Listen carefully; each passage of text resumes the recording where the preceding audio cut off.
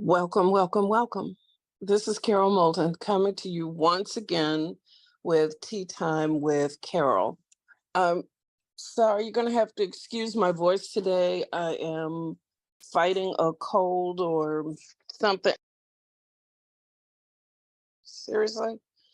And I just finished school. I just turned in my last assignment. So I'm taking the summer off. So I really want to feel well so that I can get out and do stuff. But anyway, I'm not going to rant. No rants today. Just welcoming you in. I'm pouring the tea needed today. So let's do some peppermint tea. That's a nice soothing tea. If your stomach is feeling a little off, peppermint is always good and it smells delicious. So let's do peppermint tea. I have fluffed up the pillows. So come in, seat yourself, get comfy. We're gonna um we're gonna continue with our talk about money. Hmm. That's where we've been for the past couple of weeks, and we're going to continue, but we're not going to talk about money directly. We're going to talk about it kind of indirectly. So come. How have you been this past week? How have you been doing? I know in this section of the world, it's been rainy for the past couple of days. Um, I hear people talking about, oh, they're seeding the clouds because we need the rain. They're trying to cool off the planet. I don't know if that's true or not. I'm not going to go down that rabbit hole, but I know that it's very, very, very green from all the rain, and my tree and my bushes are like looking real crazy because they're like, all the rain is making them grow. But anyway, that's not a complaint.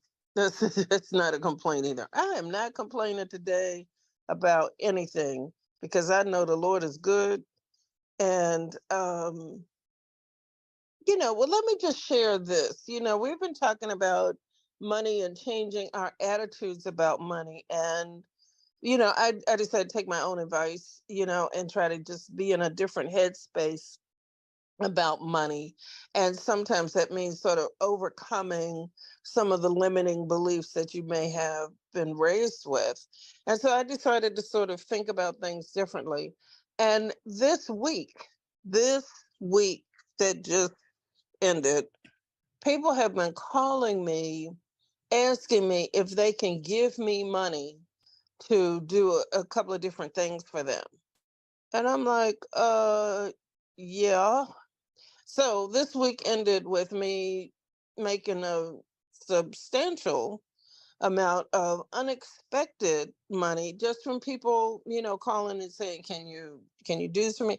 And they were things that did not require, a whole lot from me, stuff that I didn't have to leave my house to do, but anyway, it was a blessing. It was a blessing. And I know that um a lot of that has to do with my perception of how money is supposed to come to me.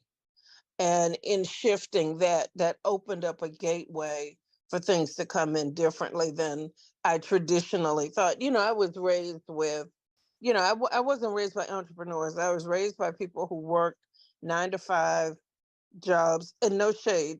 There's not a criticism. And that was important.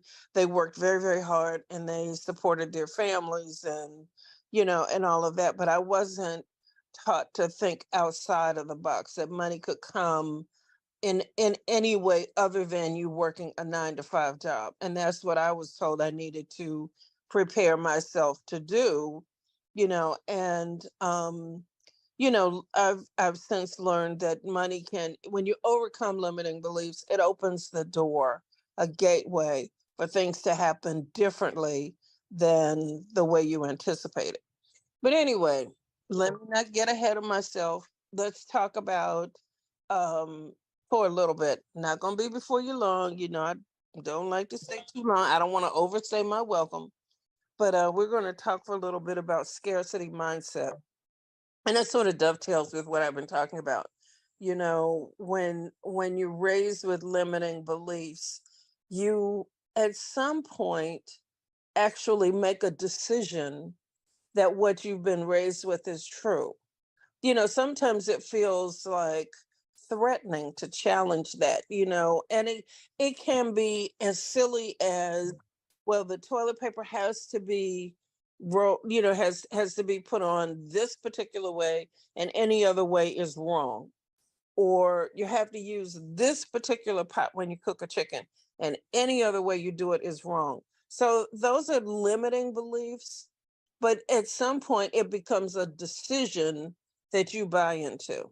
So today we're going to talk about a scarcity mindset, a decision that you made that resources, whether it's time, money, love, relationship, whatever it is, it's how you view the world and what you believe about the world. And if you believe that resources are scarce, then that's how you're going to see everything. Okay? Because remember, we've talked about the mind, the brain being a reticular activating system, and what you put in is what you get out. So, moving on. If you have felt, does this sound like you? Uh, there's just not enough to go around. There's just not enough. There's um not enough love. There's not enough good men. There's not, or women.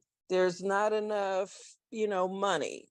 I'm always going to be short. I'm always going to be, you know having to make do, because there's just not enough. So, you know we're going to talk about this struggle, and where does this perspective come from, because it is a struggle. When you feel like you always have to fight and kick and scratch to put things together, that's a scarcity mindset. So where does this come from? Well, as I mentioned, it comes from your upbringing and your early experiences. It can be that you grew up with lack, or you grew up with instability in your formative years. You um, grew up with, not enough, or with your parents who grew up that way and instilled that in you because that's how they saw the world. So now you're grown, you cute, and you get to make a new decision, and I want to help you do that.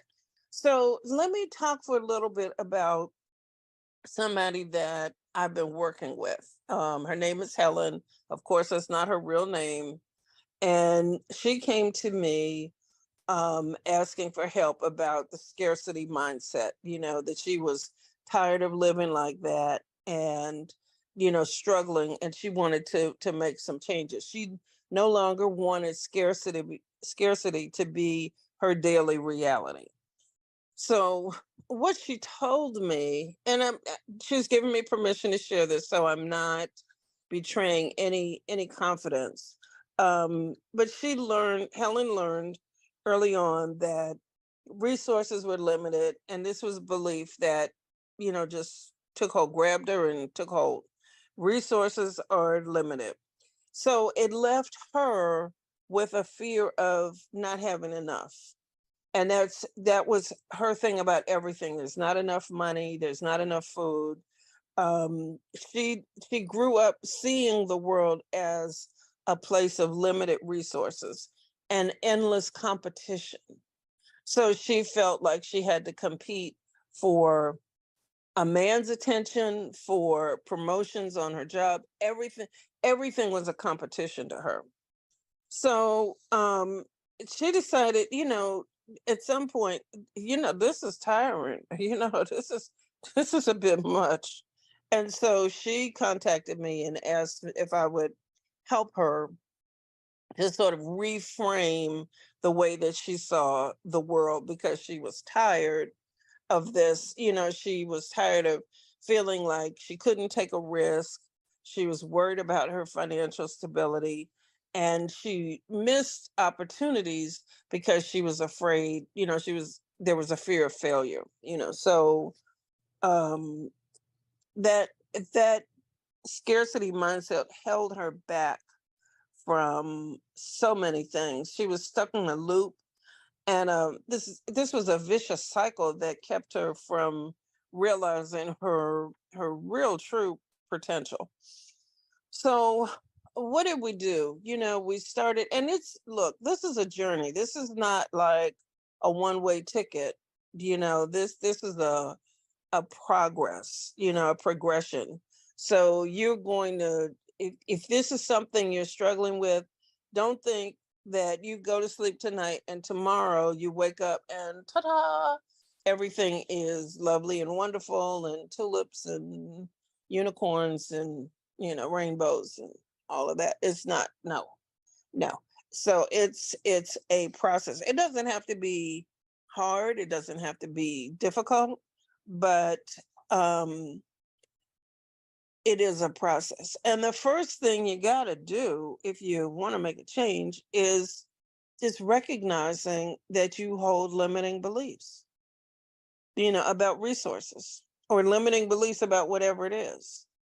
But you've got to be willing to do the inside work and, stop with your to-do list and stop with the busy work to, sit with you, pour a cup of tea, get comfy, and just, turn off TV, put the phone down, stop scrolling, and, spend some time with you thinking about, is this you? Are there areas of your life that you feel are limited? So, and then once you realize that you got to make the decision, you want something different. I mean, if you're cool with, always running in circles, you know, I can't convince you otherwise. But if you are looking at it and saying, wait a minute, this is stopping me from growing. This is stopping me from being happy. This is stopping me from doing the things that I really want to do, then maybe it's time to change. So, what happens a lot of times, when we're focused on wanting to make a change, we get tripped up when we spend all of our time on how. I don't know how I'm going to do this. And this has been actually, part of my story. Years ago when I wanted to start making changes in my life, I got stuck. I mean, like, for real, for real. And I want to overcome. I want to get better with money, but I don't know how. And if you're not careful and if you don't take real positive action, you stay stuck in how. How do I make $1 million? How do I overcome this? How do I, get more money? How do I make more money? How do I get a promotion? How becomes a stopper because you can't figure it out, and the problem is you haven't made a decision and you haven't decided that the limiting belief is not true. And until you make a different decision, that limiting belief is going to control everything. So you're bumping, you're kind of bumping your head up against a brick wall by getting hung up on how without being focused first on making a different decision. Okay. So we're going to go through this step by step. So don't worry, don't worry. I'm not going to, if you're confused, don't worry. We're gonna get you through this. You know. So you can do things. I mean, there are a number of different ways to do this. If you feel like you can't change all at once, you want to process, then you can start by getting a mentor, getting a coach. That's one thing you can do. Somebody who can help you think through things and start to see things differently. You can get there are an infinite number of self-improvement books.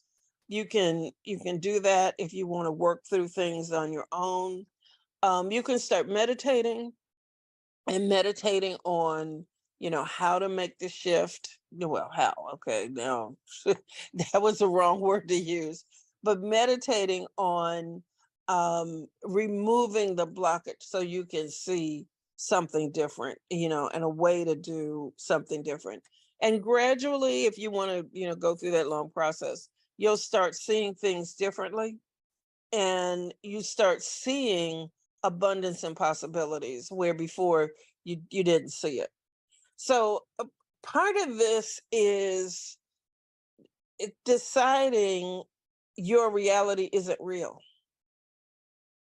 Okay, I'm going to say that again. A big part of this is deciding, making the decision that your reality, what you've considered reality, that resources are limited, that's your reality. And that I can't find love, that nobody appreciates me, that I can't get promoted, I don't have enough money. Whatever your limiting belief is, you made a decision that that was true. That was a decision. So a belief is really a decision, so if when you're talking about faith, and you say, well, I believe, God is, the highest is of the utmost.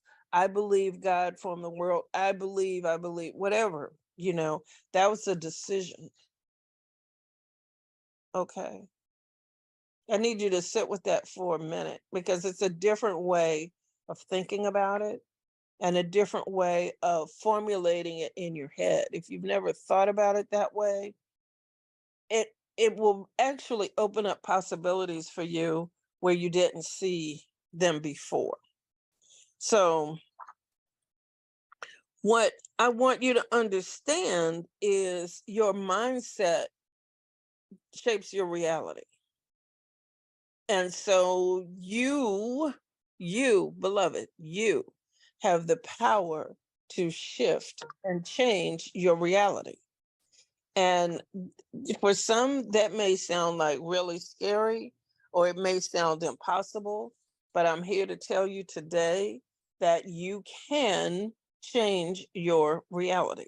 Absolutely, positively. You can do it. So I'm going to give you the steps to do it.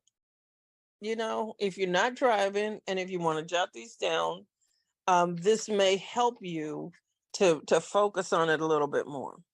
So the first step, the number one thing, and this is sort of, I mentioned this a little bit before, but I really want you to get this. Number one, recognize you don't need to know how. Okay, so you've made a decision. You've identified the limiting belief. You've got a scarcity mindset, and now you've recognized that you want to change. So do not get hung up on how. Okay, don't get hung up on, well, how am I going to get $1 million by the end of the year? How am I going to do this? How am I going to find love? How am I going to do it? That will trip you up. Don't focus. Just recognize that you want to make the change. That's all you need to do right now. Okay. And then recognize that the how is going to come after you make the decision to change. Okay. You make the decision, and then how will arrive on your doorstep. And then third, and this one is big, recognize the belief that you currently hold. You have a belief that resources are scarce. All right. But that conflicts with the life that you want, or the future that you want. There's a conflict. And so when there's a conflict, there is no change. So what do we do about this conflict? Well, there are two things you're going to do. One, you're going to make a new decision. And secondly, you're going to look for evidence that supports the new decision. So, okay, so let's stick with scarcity. So you've made a decision, you have a belief, that's a decision, that life is difficult There are not enough resources. You have a mindset of scarcity. All right. And so that decision is in conflict with the life that you want. So let's find, what evidence do you have that your life is not one of scarcity? Well, do you eat every day? Do you have a home? Do you have running water? Do you have clothes in the closet? Do you have food in the pantry? Now, you may not like all the clothes you got, and you may be like, well, I wanted to buy a new wardrobe and I can't afford it. Boo boo. Do you have clothes in your closet? Do you have food in your pantry? Okay. So let's start with just assessing your real reality. Your reality is, aside from, let's put aside the materialism. Do you have what you need to survive this day? So you don't have scarcity. Do you have a job? Do you have a way to make money? Do you have income coming in?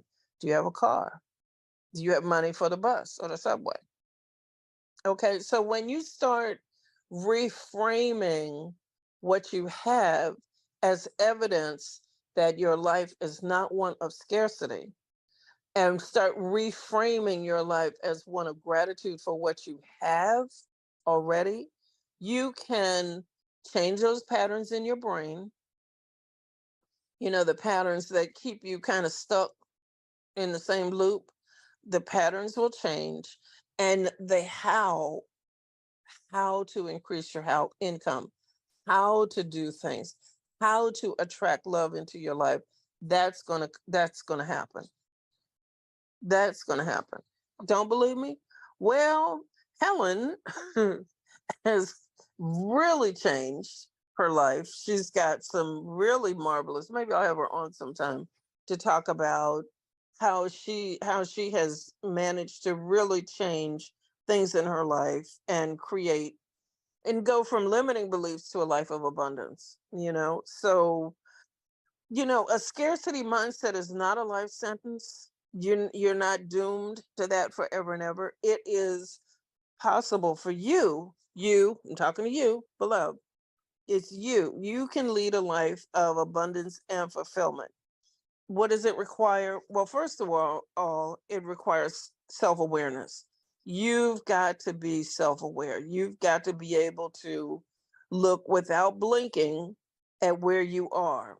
So if you spend all your money on Amazon or Temu, with the orange bags, okay, and everything is real cheap, but that's where all your money is going, or on whatever it is, wherever it is that you're trickling money out of your pocket, then you got to become self-aware that that's what's going on.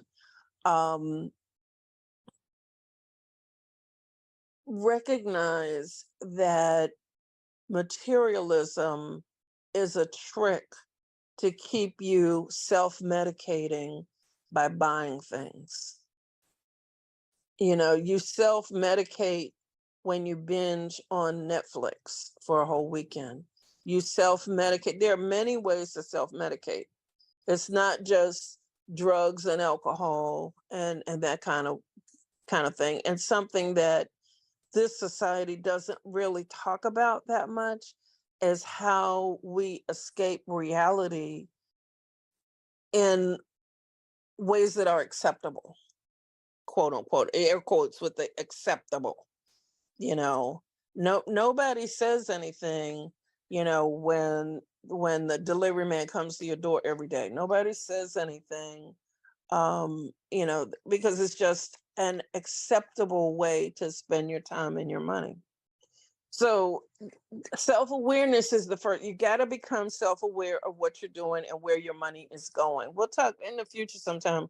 We'll talk about budgeting and those kinds of things, and making an effort and being willing to change.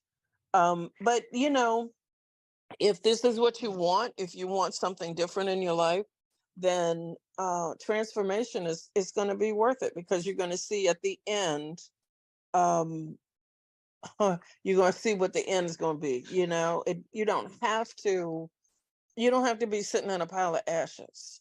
You can create something different in your life. And I am here to tell you, trust and believe. I'm a believer because I have done it, and I know you can too. Become self aware, take the inventory, and make a different decision. And then the how will come to you. How it's going to happen, how will become very self evident.